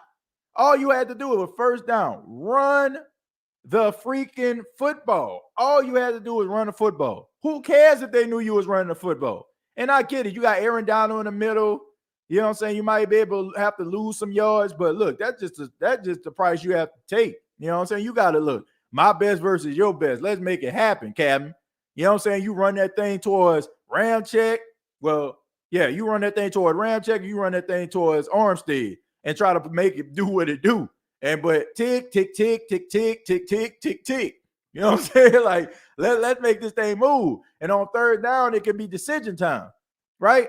But throwing the ball, that's drawing a ball and having an incompletion that close and a game that close, that's equivalent to giving a team a timeout. So yes, I do feel like if that one, like I think if we want to go back and talk about that game, that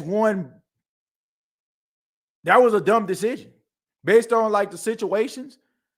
One thing that bothered me about Sean Payton was when he made things more complicated than what they had to be. Sometimes it felt like he was coaching against himself. And I think that was a lot of times that kind of cost the Saints in big moments, in big games that they actually needed. I really do. I mean, doing triple reverses when you getting positive yards by running up the middle, just stunting the momentum. The game versus the Giants when Jameis Winston completed 10 straight passes in a row, would have been 11 if it wasn't for a holding call. And you bring Taysom Hill in the game to try to throw the ball down the field. Like what was the purpose of that? It's stuff like that. Yes, I do feel like there were moments that Sean Payton play calling cost the Saints games. If Mike T catches that quick slant, it would have been a touchdown.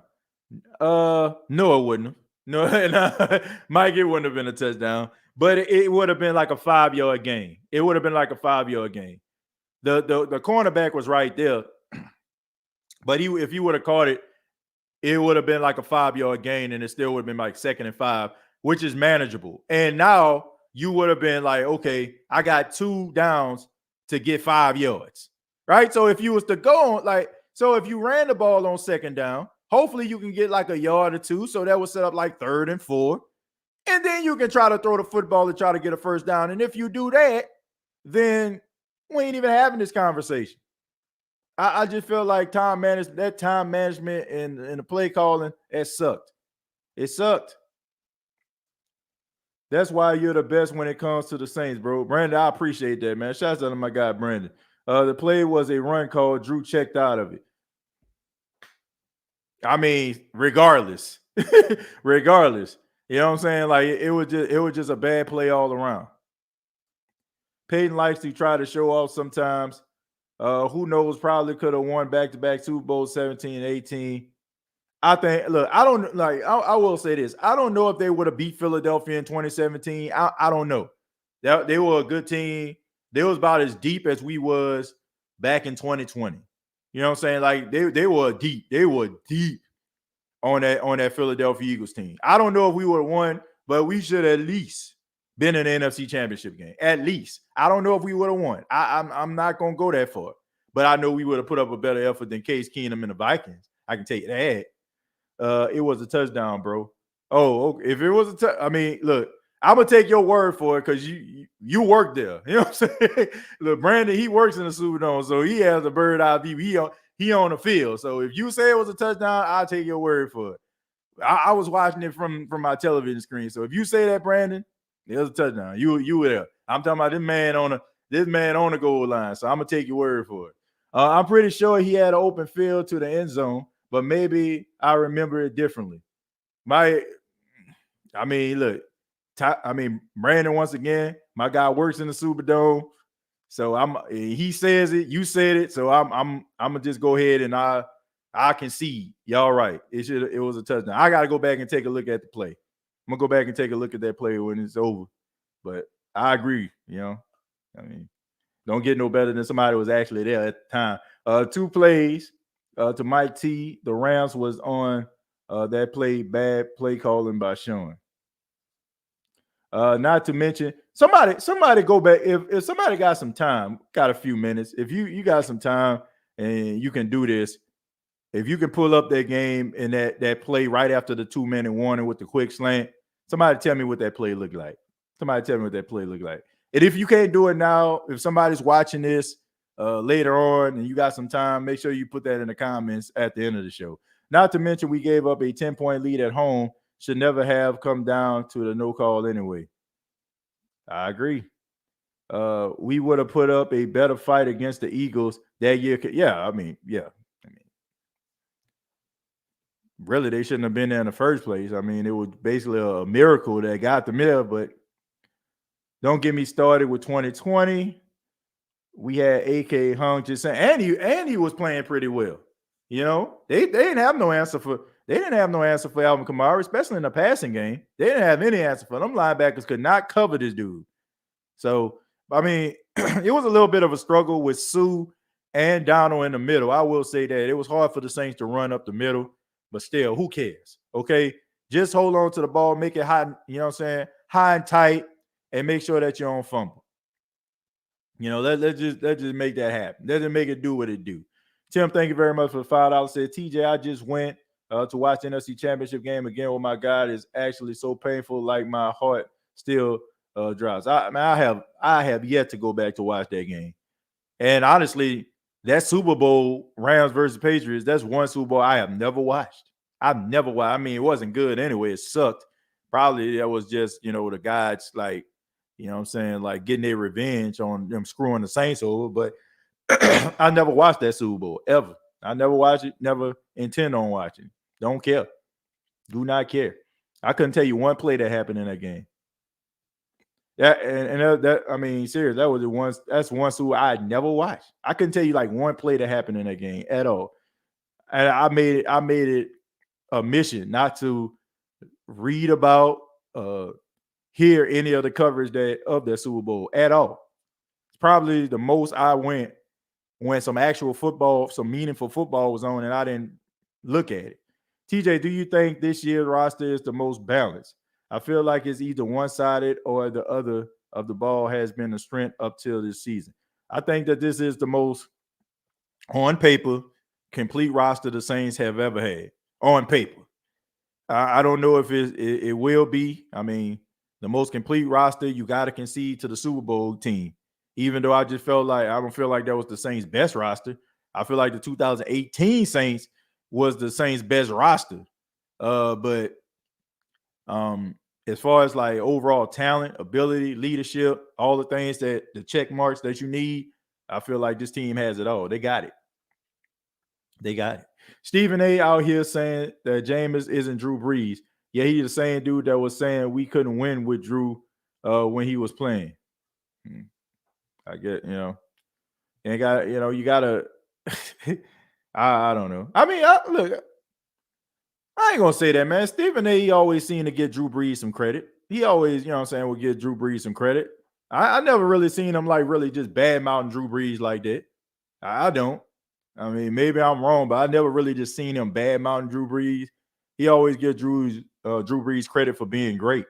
He's always like would talk about the Saints like ineptitude, like in they shortcomings. But I ain't never really just seen him like just not give Drew Brees credit for being a great quarterback. He always seemed like he had a little bit of respect for Drew.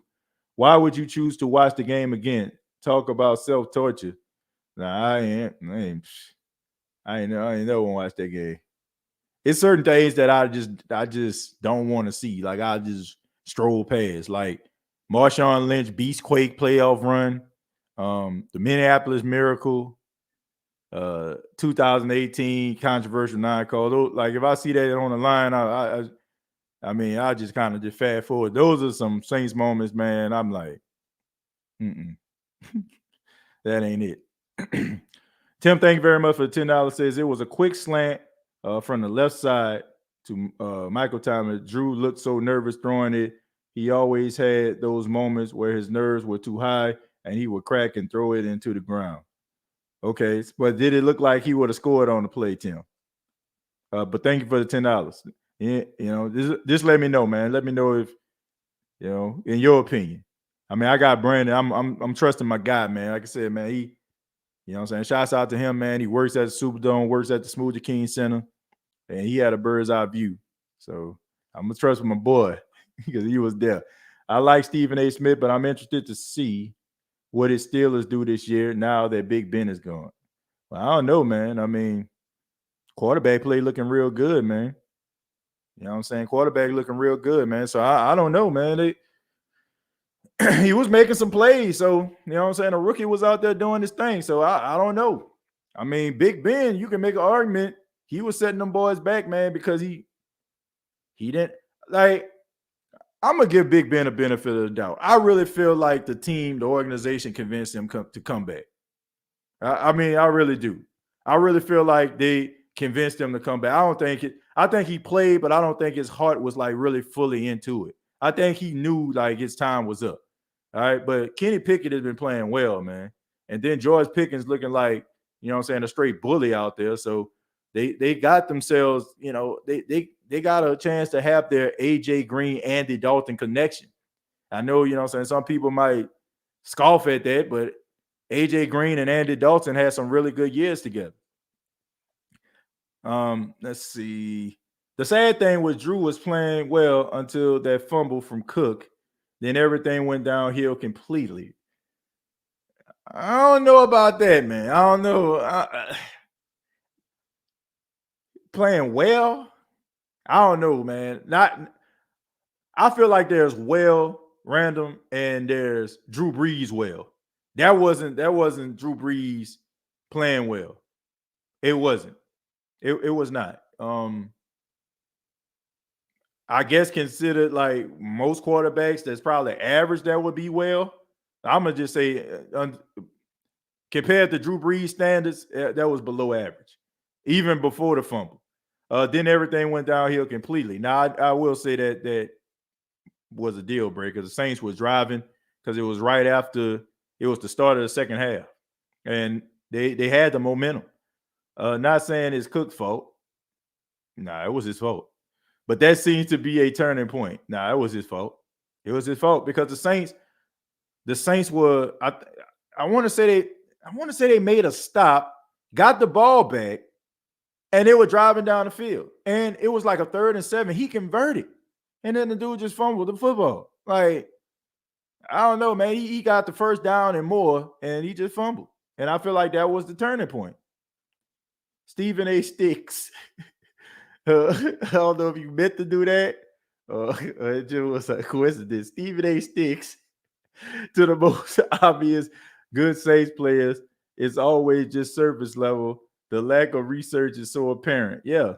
I mean, it's a gift, man. Sometimes, like when you're on the radio or you're doing broadcasting of any type, you got to have the gift of gab, man. You got to be able to fake it to make it sometime. But here's the thing, Eugene. What they say, you can't bull-ish a bull-itter. You know what I'm saying? Like, you can't bull-ish me, and I don't feel like they can bull-ish you, you know? I know it's somebody phoning it in, and when they, like, really know what the hell they talking about. It's an art. It's an art, folks. It's an art. You know, you can kind of read between the lines.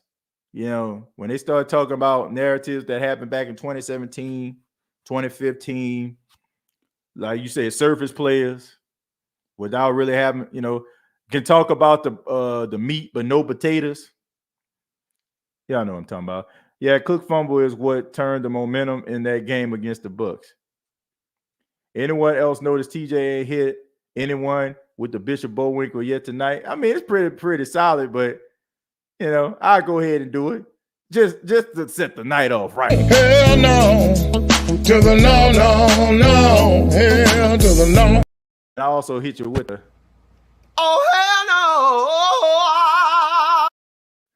hit you with the Shy McBride. Oh, hell no.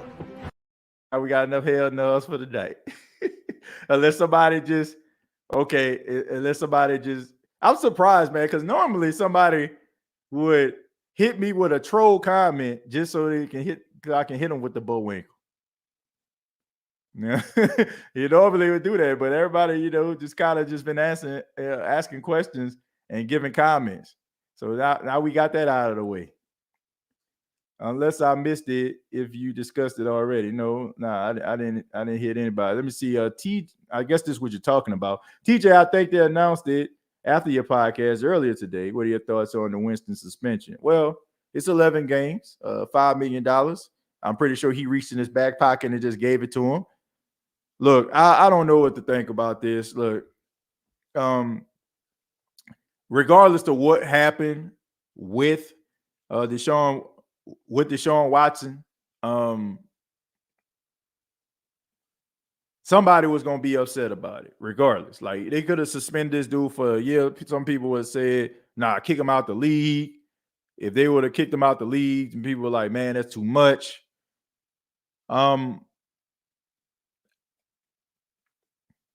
Something had to get done.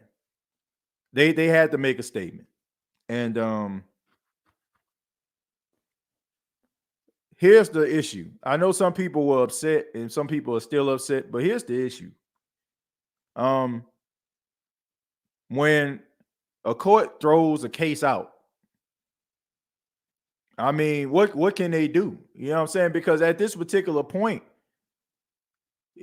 I mean, you gotta respect this dude's innocent until proven guilty stance.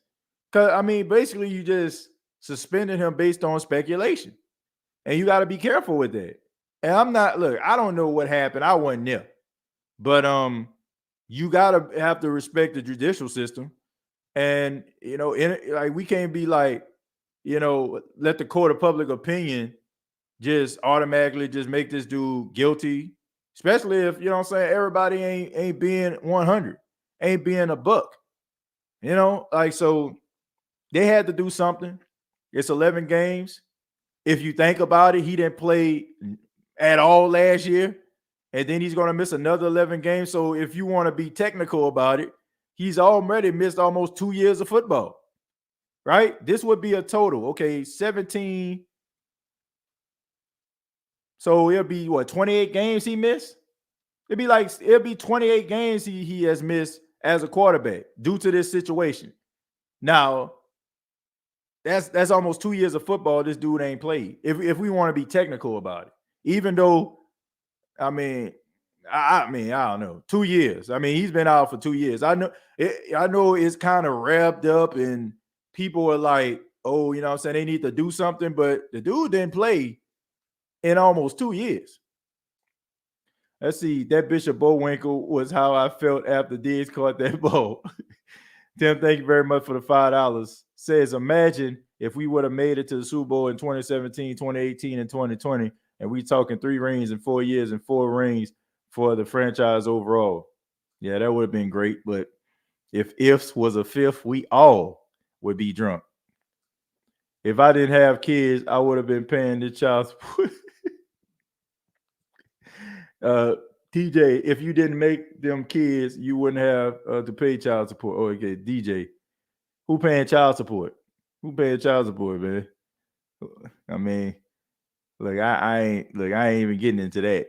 God bless you. It's 50-50 on if Mike T would have scored. Very congested on that play. Okay. Goodell let it be known that the NFL won a year, so the Shield looks like it looks a little vulnerable to settle for less. Man, please. It's all about optics with the National Football League. We know that. I know it. You know it. The world knows it. But I'm going to read a few more, man, because it's after 12 o'clock here in South Carolina. And I'm pretty sure John Madden is being downloaded right now and is done on my Xbox Series X. So going to go ahead and play me a couple games of Madden before I call it a night. But I'm going to read a few more. It says, I wouldn't be surprised if the Saints-Bengals Week 5 game is moved to a Sunday night game. Would love that. That would be interesting. TJ, who starts at tight end this year? Adam Troutman. Another case against the mainstream media. Brady leaves training camp and you haven't heard a word about it. Oh, boy. I got to hit you. This is for the first time, man. Look, we got this new side. I got to hit you with this one, man. Message. For real. You said that. I ain't hear nothing. Have you heard something? I haven't heard anything, right? I ain't heard it either. So I guess because people are talking about it's a personal matter, but I will say this, like, to be fair, when Tyrann Mathieu was away, and you know what I'm saying, we were like, man, like people wasn't really discussing it like that, except for like Saints fans, like among us. Like, we were talking about it, but the media kind of respected, you know what I'm saying, his privacy. So that is a hell of a point, though. That's a hell of a point. TJ, you don't give Juwan a chance to start? No, I do not. Juwan Johnson gonna play, but Adam Troutman is the starting tight end. TJ, interested in joining a fantasy team league with some members of the chat? I'd be open to something like that. The only thing about it is, when it comes to fantasy football, I tend to forget and not be as dialed in and focused. Like sometimes I forget, you know what I'm saying, I lose because I started somebody that's on a bye week. I try to give it a shot. I wouldn't mind knowing it. I don't know how good I would be with it, but I wouldn't mind doing it. Ironic they suspended 11 and bringing him back for the Texans for the storyline. Once again. Message. Madden like a pimp. We keep getting punked, and we keep. Man, you ain't lying, for real. We all have Stockholm syndrome when it comes to Madden. I know I do. I ain't gonna lie. I know I'm a hypocrite. I'm just being serious. Like, but I will say if they had another outlet, if 2K started making simulated football games, I'm out. I'm not buying Madden no more. That's a wrap. It's over. Madden will never get another dollar from me if 2K start making football games. I don't care if it's the same price. I don't care if it's a little bit more. Madden will not get another dime from me. But it's just like it's the only game in town. It's like I know some people know what I'm talking about. It's like standing in that small town, right? And they only got one store. And that store owner treat everybody like garbage, yelling and screaming at you and stuff like that. And you like, man, I hate going in this store, but it's the only way. You know what I'm saying? It's like having to go to that store. You ain't got no car to get to you know what I'm saying, the other store that's like 10 miles up the road. You know, that's just kind of what it is.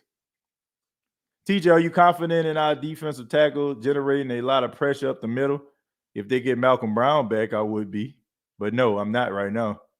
But I think they'll do a good job when it comes to, like run defense, because they always do. If you admit you're a hypocrite, you're not a legit hypocrite. Thank you. Thank you. I appreciate that. But look, I talk about Madden all the time, and I still buy it. I still bought it. So yes, I do. There's a tad bit of hypocrisy about that. But here's the thing, man. Look, y'all know me, man. I don't sugarcoat.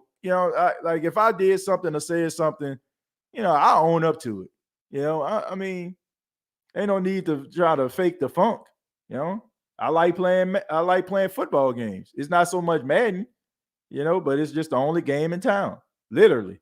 You can tell the developers of Madden don't give a what about improving the game at all. Yeah, they might do one stutter step that look different from last year. Might put some type of double catch mode. Who cares, man? They not really trying this hard.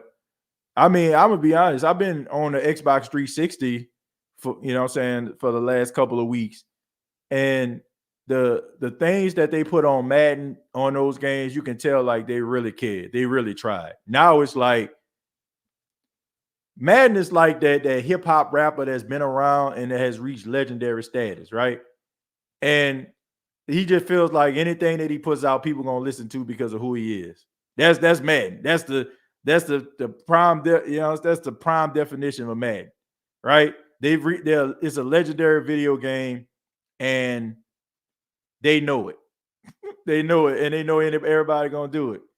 They are the hip hop artists. They are the Jay-Z. They are the T.I., right? I'm not saying that those guys not still spitting, but all I'm saying is like when you reach a certain status, your numbers are going to do something, every single time because of who you are. But final thought, big game for some of these guys, week 2 of preseason. You get an opportunity to go out there, put some more things on tape. If it doesn't pan out with the Saints, at least you'll get an opportunity to, show it to someone else. Maybe somebody else will be able to look at it. Look, I'm looking for ball security in this game. Way too sloppy, way too many turnovers for my liking. I want to see some more sustainable drives. These turnovers resulted in Houston, Texas making points, getting points, at least field goals. I'm looking for ball security. I'm looking for very little turnovers. I'm also looking for Ian Book to play better. Look, I understand it's going to be a long shot for him making the team, but let's just see some improvement. Let's see if you can actually play a little bit better. You start to kind of gel a little bit with some of those players towards the end of the game, but let's see if you can actually sustain some drives. Also looking at these running backs, Devon Ozigbo, too much tap dancing for me. I didn't know if I was watching a running back or Gregory Hines back in the day, or Savion Glover playing on Sesame Street. It was too much tap dancing. I mean, way too much tap dancing for my liking. Let's see if he can actually just hit the hole and try to, get some more positive yards. Abram Smith ran really well, but let's see if he can hold on to the ball. Tony Jones Jr., I have absolutely no problem with him. He's the greatest preseason running back of all time. And offensive line, I want to see a better showing, like especially from that second unit. The second unit, I need to see more improvement from them. Hopefully, the chemistry is a little bit better in this game. And I want to see the ball get down the field. It was like I didn't really see too many deep passes down the field. I would like to see the Saints offense kind of stretch the field. Like, even if it even if it results in a turnover, let's try to see if we can get a little aggressive and try to push that thing. You know, I want to see that. So hopefully we'll probably see that from the first group to see what it can actually look like in real time. And also, I would like to see Chris Olave in the end zone. If they can dial up a play to see if, you know, Chris Olave can get behind the defense and score, that would be pretty cool as well, right? I mean, it wouldn't mean anything, but I'm pretty sure it'll mean a lot to him, especially since it would be his first touchdown. But those are some of the things that I'm looking for. And also, I want them to win the battle of attrition, of course. Okay, I don't want to see any injuries. Last game, I didn't see anybody on the injury report, and that's a positive. So if we can keep that momentum going and into the regular season, the Saints should be just fine. But this has been the State of the Saints podcast. Thank you all so much. I ask that you hit the like button on your way out. I ask that you subscribe to the YouTube channel, youtube.com, search the State of the Saints podcast. Make sure you subscribe. Make sure that you share the videos. Also, you can check out the State of the Saints podcast Facebook page, facebook.com, search the State of the Saints podcast. Previous episodes available on iTunes, Spotify, iHeartRadio, Anchor FM. And yes, we will be live tomorrow for the second preseason game, Saints versus the Green Bay Packers and Lambeau. We will be talking about that game. We'll be breaking it down. This particular show, we definitely 100% will be opening up the phone lines, okay? We will open up the phone lines. I want to get your take on that. I want to talk a little bit about what you felt, what the Saints need to do. So we're going to be doing all that tomorrow. Next week, once again, I'm going to try to get Ross Jackson on the show on next week to talk a little bit about the New Orleans Saints.